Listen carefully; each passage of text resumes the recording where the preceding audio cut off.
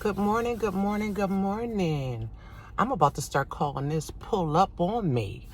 Good morning, everyone. So today, it's laying on me to discuss excuses and in so many different areas I'm going to discuss. I'm going to try to hit a bunch of key points about the excuses.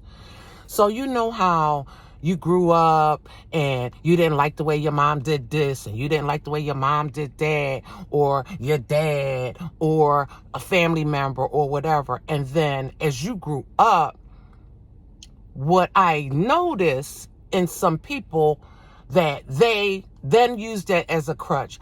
Oh, you used to beat me. Oh, I didn't like you treated me different. Oh, this, and that's why I don't have a job today. And that's why I can't have no relationship. And it's all your fault. So I consider that an excuse. That is an excuse because once you reach a certain age of maturity, and in Islam, it's 13. For a girl, it's when she get her menses. Listen, for a man, it's 13. You are a man. And I feel that so many people in the world make so many excuses about how they were raised and what they were witness to. And don't get me wrong, a lot of the stuff was wrong because back in the day, they used to do all kinds of stuff. They used to play cards, gamble, sit around and drink, sit around and smoke, cuss. They used to fight in living rooms, move furniture so people can fight. So there was a lot of aggression. It was a lot of things going on. However, my point is this. Don't make an excuse for why you are not performing to your highest capacity in life, because God gave you the air to breathe and the ability and the free will to do what you want.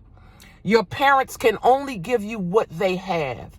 If they are, for example, a parent who had a child at 15, y'all know that law that they are saying that any felon or any person that's in prison cannot be held accountable because they were 15, 16, 17, because their mind is not mature. Consider that in parenting as well. We have to stop making excuses for not being able to get things out our way that bother us. I'm not saying that the things that bother you growing up are not valid. What I'm saying is put them in their place.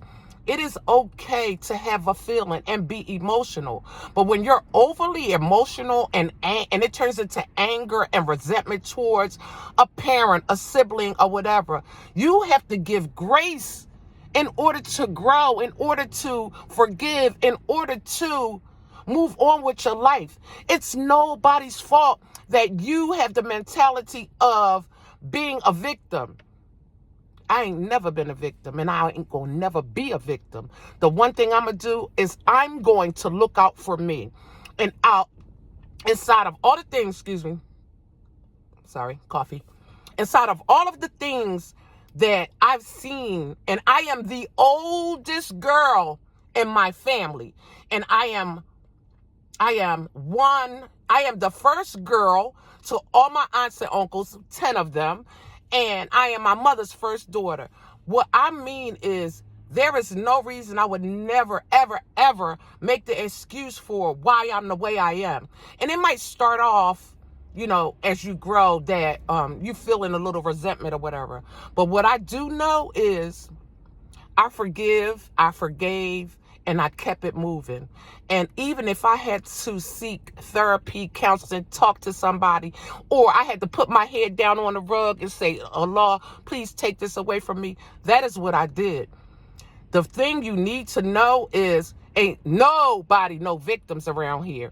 People give what they can and what they have, the capacity that they have. So my grandmother had her first child at 15. My mother had her first child at 15. The thing about it is we must grow in order to change. We must grow in order to be the best person that we can be. Don't make excuses. Excuses are exactly what they are, excuses. Live your life, grow, and stop making excuses. Have a good day.